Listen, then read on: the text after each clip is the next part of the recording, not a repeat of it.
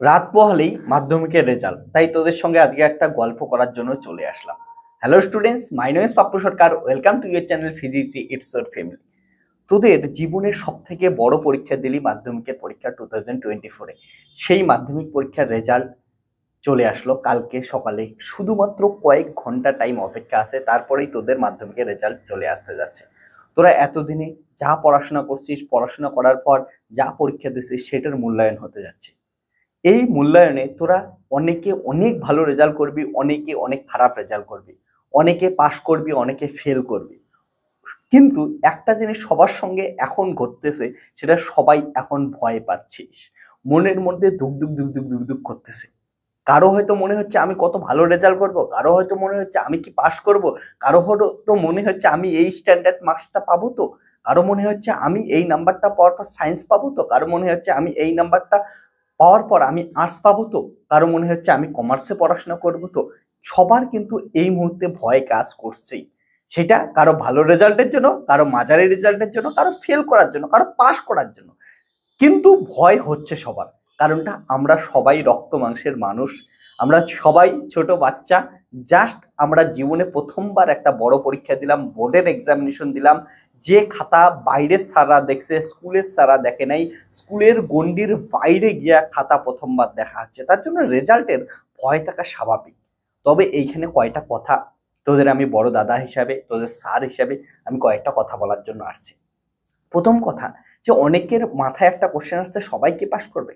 দেখ, সবাই পাশ করে না কোনোদিনই, এটাই দেখা গেছে। তবে অনেকজন, কম করে আমি বললাম যে 86 থেকে 90% মতো স্টুডেন্ট পাশ করবে, বাকি কিছু স্টুডেন্ট অবশ্যই ফেল করবে।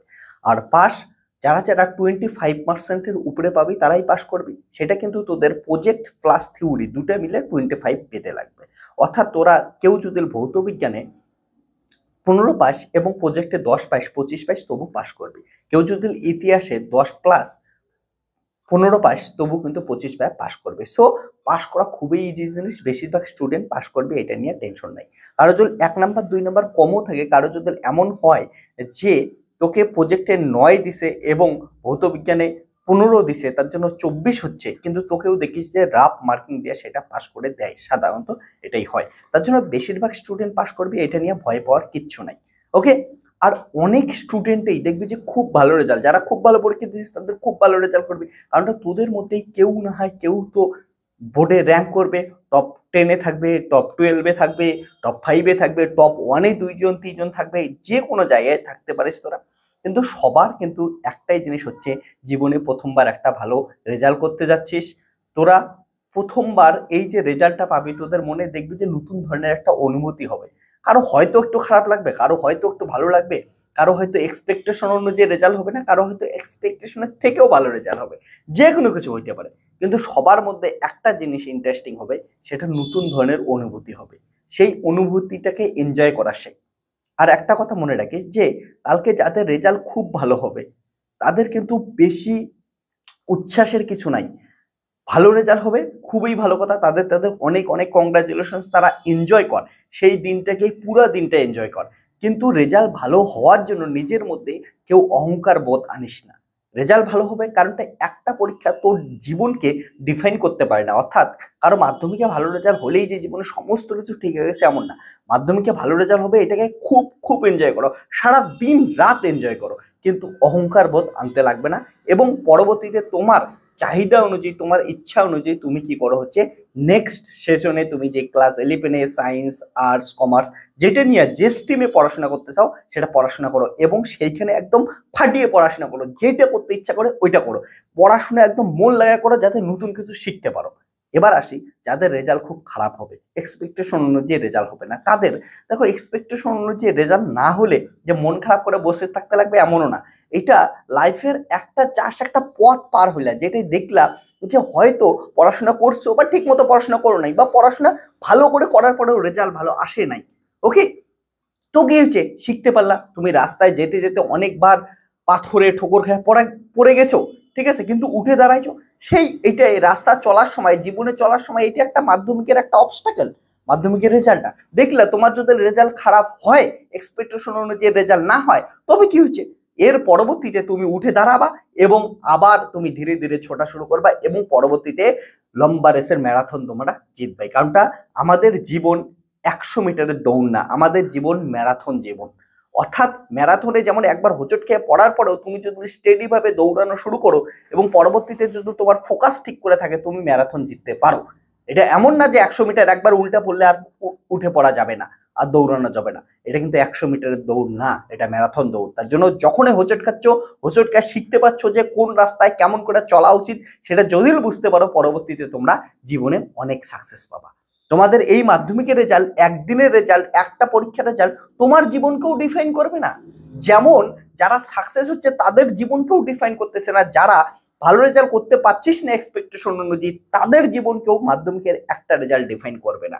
তোরা মনে রাখিস, যেমনই রেজাল্ট কর, তারপরে যেটা কাজ করবি, তারপরে যে স্ট্রিমে পড়াশোনা করতে যাবি, সেই স্ট্রিমের পড়াশোনাটাকে বুঝে বুঝে পড়।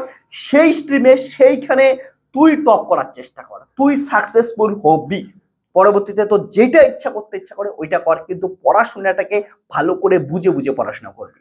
এই জন্য রেজাল্ট এক্সপেকটেশন অনুযায়ী না হলে ভয় পাওয়ার কিছু নাই, মন খারাপ করার কিছু নাই। হ্যাঁ, একটু সময়ের জন্য মন খারাপ হয়তো হবে, যে এক্সপেকটেশনটা করছে সেই এক্সপেকটেশন হয়নি। তোর বন্ধু হয়তো ভালো রেজাল্ট করছে বা তোর বন্ধু হয়তো খারাপ রেজাল্ট করছে, তোর এক্সপেকটেশন তুই ম্যাচ করতে পারিস নাই, তাহলে মন খারাপ হবে। অবশ্যই একদিন দুই দিন মন খারাপ হবে, কিন্তু পরের দিন থেকে যেটা করতে যাচ্ছিস, তোর সামনে যেটা আছে, প্রেজেন্টে যেটা আছে, সেটা উপভোগ কর এবং ফিউচারের দিকে তুই যা।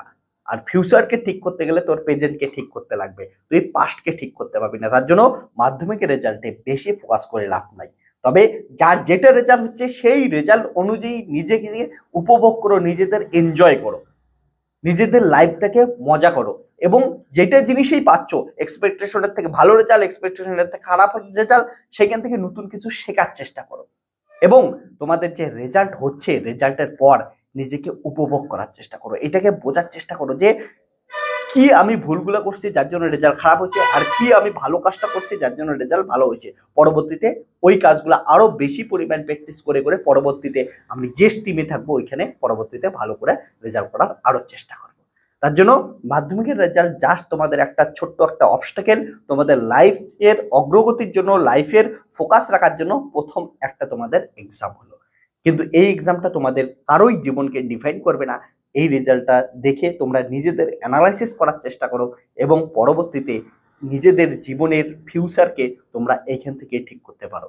তার জন্য সবার, আমি আশা করি সবার পাস করবা, সবার রেজাল্ট ভালো হবে, এক্সপেকটেশন অনুযায়ী সবার রেজাল্ট ভালো হবে, এটাই আশা করব। এবং রেজাল্ট হওয়ার পর তোমরা জানাও কার কত রেজাল্ট হইলো, এবং মনের মধ্যে তো দুঃখ দুঃখ চলবেই, এটা স্বাভাবিক জিনিস। ভয় পাচ্ছ, এটাও স্বাভাবিক জিনিস।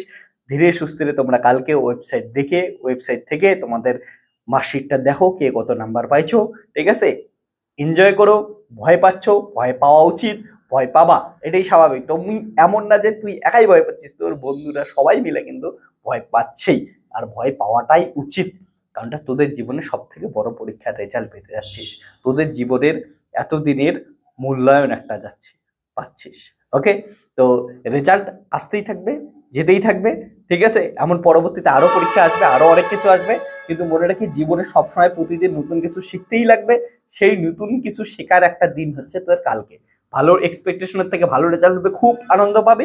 আবার এক্সপেকটেশন থেকে খারাপ রেজাল্ট হলে মন খারাপ হবে, কিন্তু ওই মন খারাপ বা মন ভালো থেকেও অনেক কিছু শিখতে পাবে। আর একটা জিনিস মনে রাখিস, যাদের রেজাল্ট খারাপ হবে বা যাদের রেজাল্ট ভালো হবে, তাদের সবার জন্য একটা গুরুত্বপূর্ণ বিষয় যেটা, সেটা হচ্ছে সময়ের একটা সব থেকে সুন্দর জিনিস, সময় কারোর জন্য অপেক্ষা করে থাকে না, আর সময় সব সময় পরিবর্তন হয়। অর্থাৎ যার রেজাল্ট কালকে ভালো হবে, তার পরবর্তীতে সেই ভালোটা সবসময় থাকবে এমন নাই। সেটা ভালো রাখার জন্য কিন্তু তোমাদের প্রতিনিয়ত পরিশ্রম করতেই লাগবে, প্রতিনিয়ত নিজেকে ইমপ্রুভ করতেই লাগবে। ঠিক তেমনই যার রেজাল্ট খারাপ হবে, তার এইটা না যে তার সময় সবসময় খারাপই চলবে, তার সময়ও পরিবর্তন হচ্ছে এবং খারাপ সময় পরিবর্তন হয়ে ভালো সময় আসবে, যদি তুমি সৎ পথে নিজের সঙ্গে অনেস্টি সহকারে নিজের পড়াশোনাটা তুমি ঠিক করে করো। তার জন্য সময়ের সব থেকে সুন্দর জিনিস, সময় পরিবর্তনশীল, ভালোটাও ভালো থাকে না, খারাপটাও খারাপ থাকে না, সময় সবসময় পরিবর্তন হয়, সেই সময়ের নামেই জীবন। তাই সময়কে উপভোগ করতে শেখো, নতুন যা কিছু হচ্ছে প্রতিদিন নতুন কিছু শেখো, কালকে রেজাল্টে যা পাচ্ছ সেটাকে এনজয় করো, উপভোগ করো, সেখান থেকে নতুন কিছু শেখার চেষ্টা করো। সবার রেজাল্ট খুব ভালো হোক। সবাই রেজাল্ট পাওয়ার পর জানা কে কত রেজাল্টে কত মার্কস পাইলি, এবং পরবর্তীতে স্টেপগুলো কি ফলো করতে লাগবে, স্কুলে কেমন করে ভর্তি হওয়া যাবে, কারো যদি এক্সপেকটেশন অনুযায়ী রেজাল্ট আসে, পিপিআর আরএস কেমন করে করতে লাগবে, সমস্ত কিছু আমরা পরবর্তীতে এই চ্যানেলে ডিসকাস করতে থাকবো। চল তাহলে এই ভিডিওতে এতটুকু, দেখা হচ্ছে নেক্সট ভিডিও। টাটা, বাই বাই, টেক কেয়ার।